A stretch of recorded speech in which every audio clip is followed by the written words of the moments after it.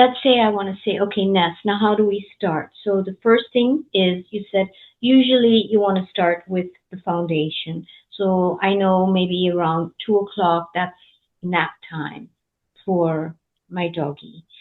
Then would you pick that time when the dog is not expecting anything, that's not food time or exercise, they've done their exercise in the morning?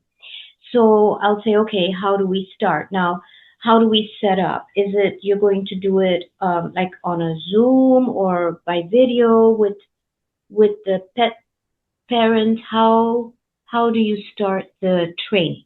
On me Yes. specifically? No, so well, it depends on what program they're in, but they're in.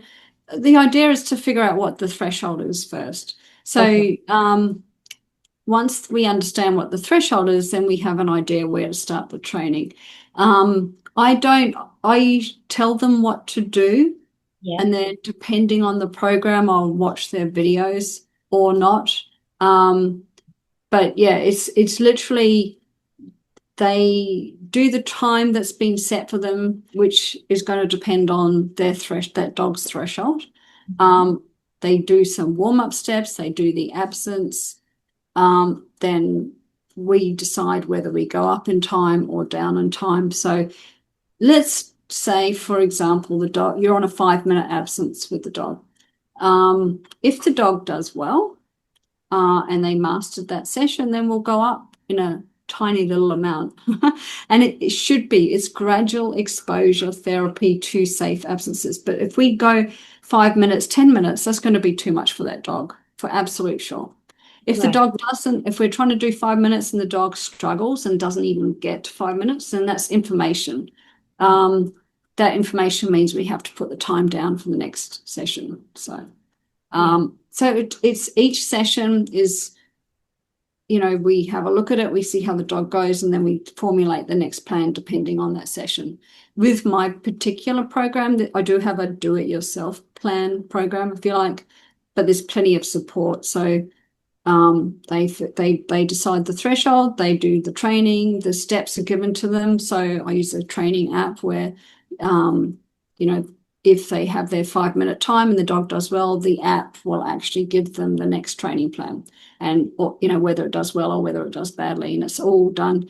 Then there's group classes as well. So the thing with group classes is that's where we talk about your dog specifically. So it's not broad. And it enables us to have the conversation, because without that conversation, it's harder for me to help. So, for example, apartment living is different to a house. Oh Like yeah. somebody You, living in the suburbs with dogs and people and kids going past is going to have a different um, outcome to a dog that's living in an apartment building. That's like, I had one client, she was in a high rise, and it was really echoey because there was four tall high-rise buildings facing each other, and there's lots of weird noises and lift noises, and so completely different. And then I've had another client that lived in the woods, and the yeah. problem was it was a little bit noise sensitive, and there was people firing off guns in the woods. Uh, So that was a tricky kind of thing to overcome. So yeah. yeah, that's why I like to have that conversation and talk to people and say, okay, what's going on with you? What's this setup like? Blah, blah, blah, blah, blah. So, Yeah. So, Ness, we are displaying, your website and your book, and also from your website, and also, your membership program, which is decodingyourcanine.com, which we will also display. So, through these two websites, nessjones.com and also the membership program, it's decodingyourcanine.com. Will they have all the information on what you do and how to approach you? And you also have a wonderful Facebook or YouTube, no, podcast going on YouTube, correct? Or is it on Facebook? no, it's on YouTube and also my website. Yeah. Okay. Yeah. So there, I mean, I've watched some of those, but I just couldn't remember No, whether there's it too was many. on Yeah. Facebook or YouTube.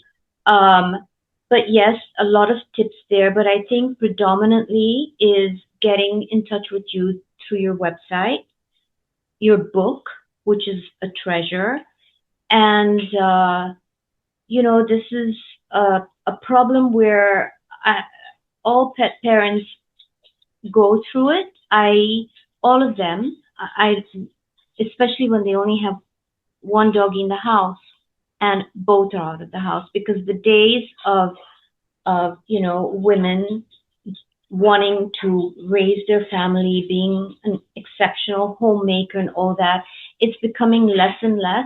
So there is now always the house is alone or the apartment is alone, and then you have your doggy. And the worst thing is when you come home and you open that door and that unconditional love that they give you, even though you see your whole house is wrecked, you know, your pillowcases, everything, but they come and they just love you, and you're like that guilt each time you have to go back to work. So this was a very important issue with pets, and it's also becoming very difficult for shelters, to have dogs being adopted. It's huge for Yeah. them. They're saying, yeah, this is they can't deal with this. They're like, okay, then what do we do with this adorable babe, that's coming into our house, and then we have to leave them. Is it fair to them? So I thank you so much for this, Ness. If there's anything you would like to add, please,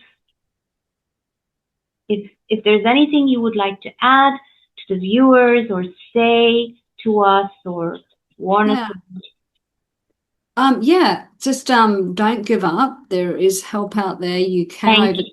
You can overcome Oh, this. And um I guess just be patient and empathetic with your dog because they don't understand. They're not trying to get back at you. They're not being nasty because you left them. They're not dogs don't think like that. They're literally panicking and yeah. fearful. And I think a lot of guardians also have separation anxiety from their dogs. I know I do. Yeah. Just try to be calm and be patient and just be compassionate because they can't help it.